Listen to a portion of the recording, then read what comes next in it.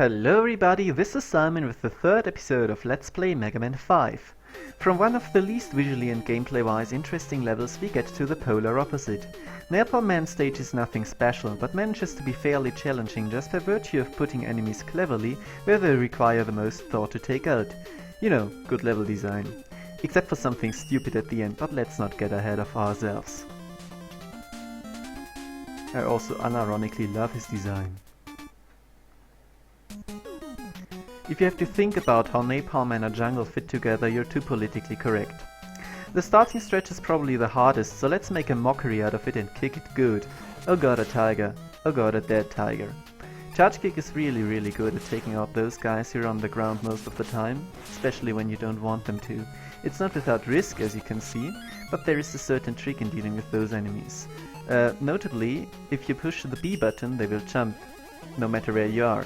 Can abuse this with the charge kick, but it would have bitten me in the ass just now if I hadn't abused another trick, that is holding down the button when I get out of the menu. So finally time to see Water Wave. As you just noticed, I pushed the B button to make the tiger jump in the air, which means that Water Wave cannot indeed be fired from the air. It's a completely ground-based weapon and you also have to be standing on the ground. It also deals shit-4 damage, which makes its usefulness extremely limited. You will notice it by how long it takes for me to take up his Met Gunner. He has the equivalent of 4 health points and is gun in a charged shot and a normal shot, which I'm just going to demonstrate in a second. And yeah, this is the biggest problem with Water Wave in my opinion. It wouldn't be too bad actually, especially against enemies that it is good against, even though the timing is just so that you cannot make it through those guys, which are instant kill by the way.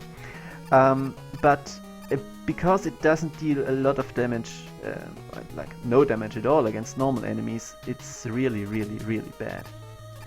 And yeah, this isn't too hard to figure out, but really, invisible pathways, come on. Fortunately, this is only one of 2 instances in the whole game, if I'm not mistaken. And it doesn't really matter because it's optional, but still.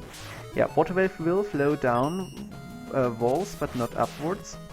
Those guys are pricks, and I'm glad to have charge kick for it.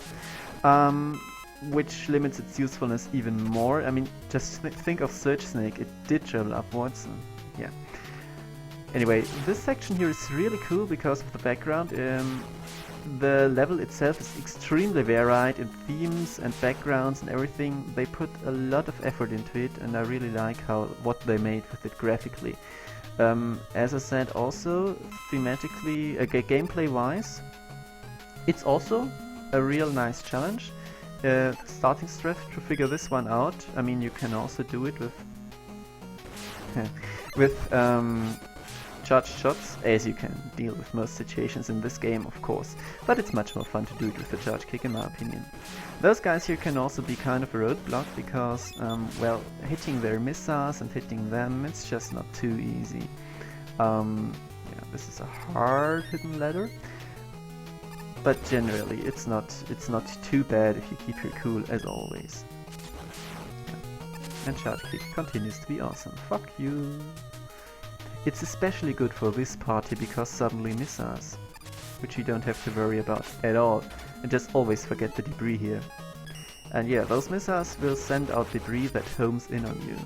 We'll see more of them later. Just to continue proof that Water Wave just deals absolutely no damage. It's ridiculous.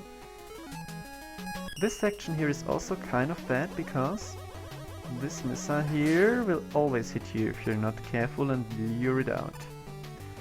This screen on the other hand looks far more threatening than it is, just hold left.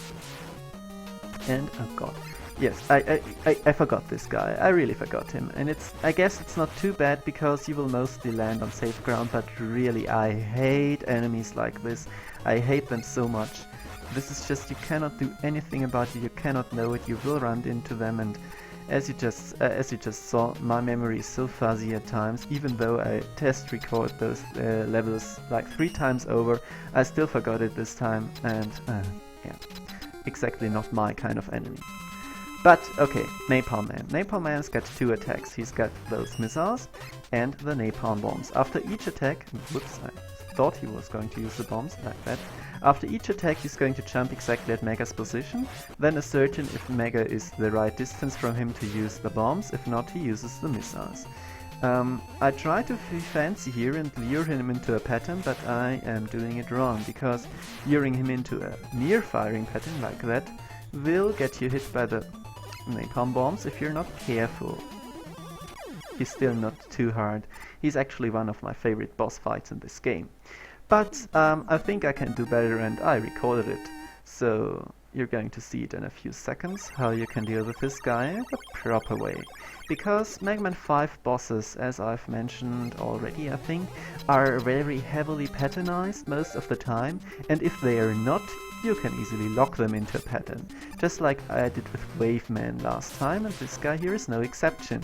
If you just stay near him when he decides where he wants to fire, he will always use the napalm bombs.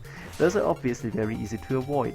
Then you get away farther, so neither the bombs nor he himself will hit you, and yeah, well, as you can see here, lather, rinse, repeat. You can make up a pattern like this for most of the bosses in this game, which is, I think, a really good thing, because you do not have to do it.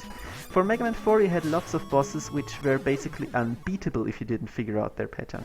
Those guys were total chokes if you figure out their pattern, but it's not as if a boss which pattern you have got figured out wasn't a total choke before, so yeah. And we got napalm bombs, one of the biggest surprises for me when I first Let's Played this game, because it turned out to be absurdly good. We'll see about that later. For now, this was Simon with Let's Play Mega Man 5, and thank you very much for your attention.